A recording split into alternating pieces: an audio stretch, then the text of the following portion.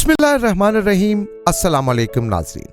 बचपन से हम दुनिया के 7 अजूबों के बारे में जनरल नॉलेज की किताबों में पढ़ते चले आए हैं, लेकिन लगता है कि आज के दौर में और आने वाले वक्तों में अजूबों की ये तादाद सिर्फ 7 नहीं रहेगी, बल्कि इनकी तादाद में साल बा साल इजाफा होता ही चला जाएगा। और बात सिर्फ मुस्तकबिल की नहीं, बल्कि आज के दौर में भी जदीद अजूबों में इजाफा हो चुका है। इनमें से एक अजूबा है बुर्जुल खलीफा, जिसे दुनिया की सबसे बुलंद इमारत होने का एजाज हासिल है। ये इमारत ना सिर्फ दुनिया की सबसे बुलंद इमारत है, बल्कि इसके पास और भी कई सारे एजाजात हैं। और आज के दौर में ये दुबई का लैंडमार्क बन चुकी है। और जहां कहीं दुबई का जिक्र आता है, दुबई की तस्वीर या वीडियो नजर आती है, उसमें बुर्जुल खलीफा आपको यकीनन जरूर नजर आएगा। बुर्जुल खलीफा में दुनिया की तेज तरीन लिफ्ट भी नस्ब की गई है, जो 18 मीटर फी सेकंड यानी 65 किलोमीटर फी घंटा की रफ्तार से ऊपर या नीचे सफर करती है। इसके अलावा दुनिया की सबसे बुलंद तरीन मस्जिद भी बुर्जुल खलीफा की 158वीं यानी 158th मंजिल पर वाक़ है। यह दुनिया की वाहिद इमारत है जिसकी पहली और आखिरी मंजिल के दरमियान 7 डिग्री सेंटीग्रेड का कुदरती फर्क है। बुलंदी की वजह से जो दर्जा हरारत इसकी पहली मंजिल पर होता है, उससे 7 दर्जे मुख्तलिफ दर्जा हरारत इसकी आखिरी मंजिल पर होता है। नाज़रीन, इसकी तामीर में जितना एल्यूमिनियम इस्तेमाल हुआ है, उसका वजन दुनिया के सबसे बड़े तैयारे के वजन से भी ज्यादा है। और सिर्फ इसकी खिड़कियों को साफ करने की बात करें तो उसके लिए भी दरकार होते हैं 128 दिन। और नाज़रीन, हैरतअंगेज बात यह है कि बुर्जुल खलीफा ऐसी इमारत है जिससे एक दिन में 2 मरतबा सूरज गुरूब होने का मंजर देखा जा सकता है। पहला मंजर इसकी पहली मंजिल से और दूसरा मंजिल उसकी सबसे आखिरी मंजिल यानी 162वीं मंजिल से।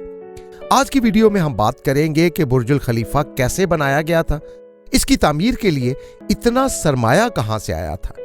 इस वीडियो की अहम डिस्कशन चलती रहेगी, लेकिन आप सबसे पहले वीडियो को लाइक करें, हकीकत टीवी के बैकअप चैनल हकीकत टीवी 2.0 को सब्सक्राइब कर लें और बेल आइकन पर जरूर क्लिक करें।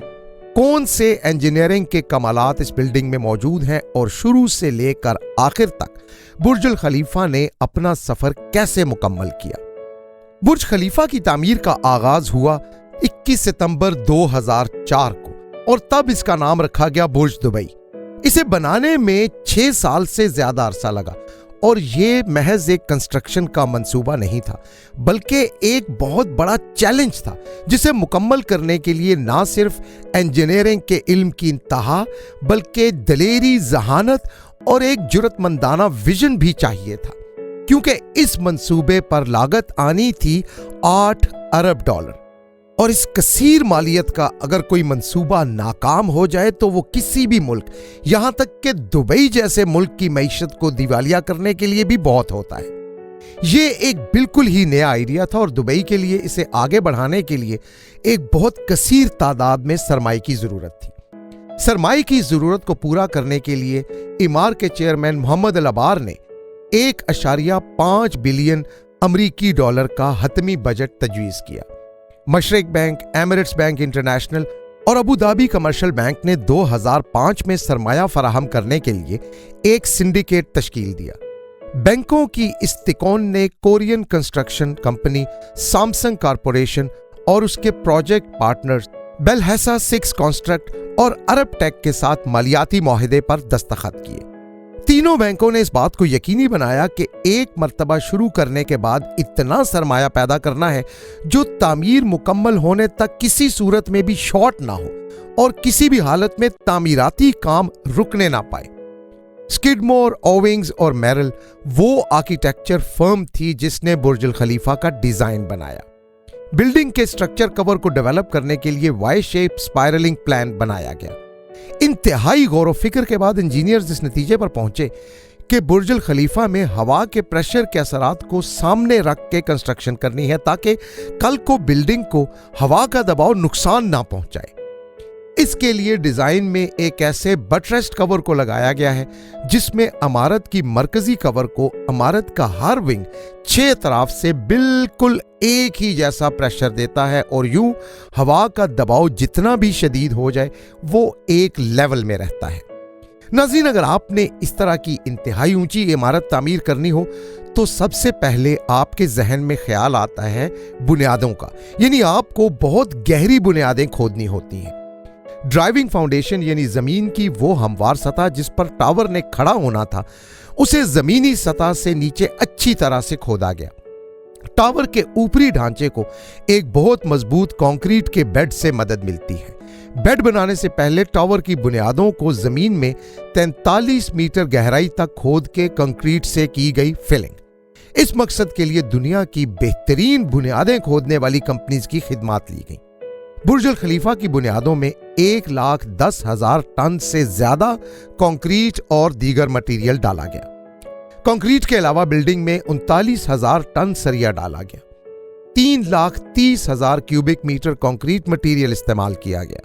یہ خاص مٹیریل تھا جو عام تعمیراتی مٹیریل سے نسبتاً جلد خشک ہو جاتا ہے۔ فائدہ اس کا یہ ہوا کہ مجموعی ٹائم بلڈنگ کی تعمیر میں کم ہوتا گیا۔ بنیادیں اور بیڈ مکمل ہونے کے بعد ابتدائی منزلوں کی تعمیر شروع کر دی گئی۔ اس کام میں ایک بہت بڑا چیلنج تھا ہزاروں من وزنی کرینز کو سینکڑوں منزلیں اوپر پہنچانا۔ کچھ کرینز ایسی تھیں جنہوں نے زمین پہ رہ کے کام کرنا تھا، جبکہ کچھ ایسی تھیں جن کو 100ویں منزل یا اس سے بھی اوپر کی منزلوں تک پہنچانا تھا۔ اس کام کے لیے خاص طرح کی لفٹیں بنا کے استعمال کی گئیں جو ان کرینوں کو مطلوبہ منزلوں تک پہنچاتی تھیں۔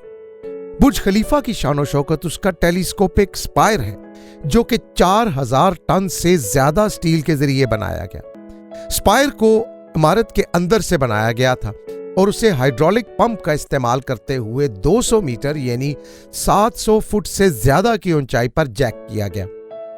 برج خلیفہ کے مقام کو دنیا کے سب سے اونچے سٹرکچر کے طور پر منوانے کے علاوہ سپائر اس ٹاور کے مجموعی ڈیزائن کے لیے لازمی تھا۔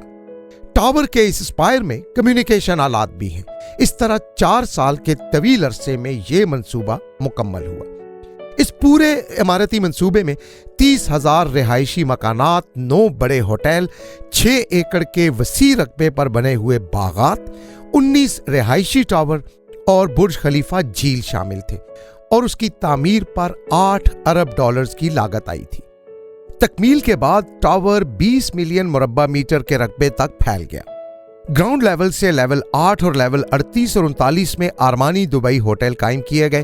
لیول 9 سے 16 میں خصوصی طور پر پرتعیش 1 اور 2 بیڈروم والے آرمانی رہائش گاہیں قائم کی گئی۔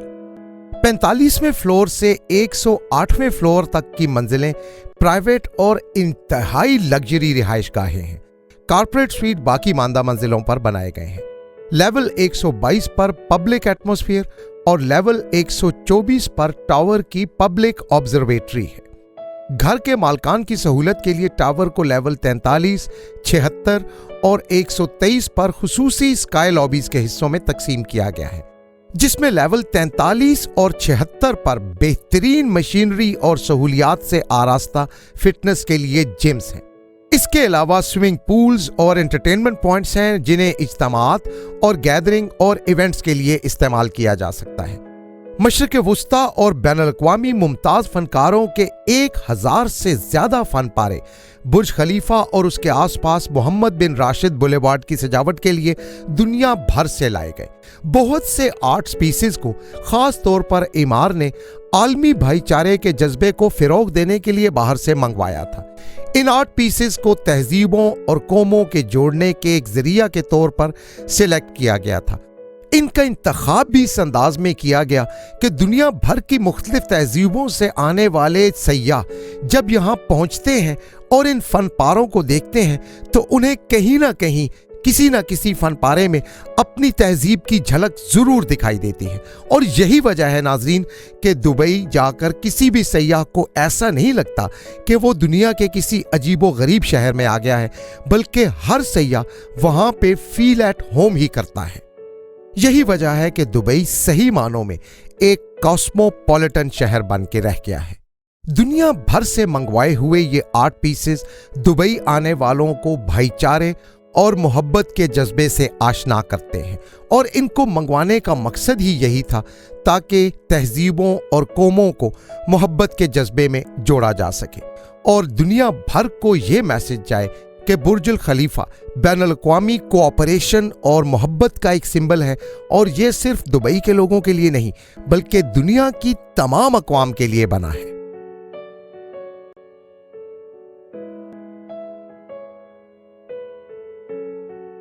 हकीकत टीवी के बैकअप चैनल हकीकत टीवी 2.0 को सब्सक्राइब करना मत भूलिए। वीडियो को लाइक करें, शेयर करें और कमेंट सेक्शन में अपनी राय का इजहार ज़रूर करें।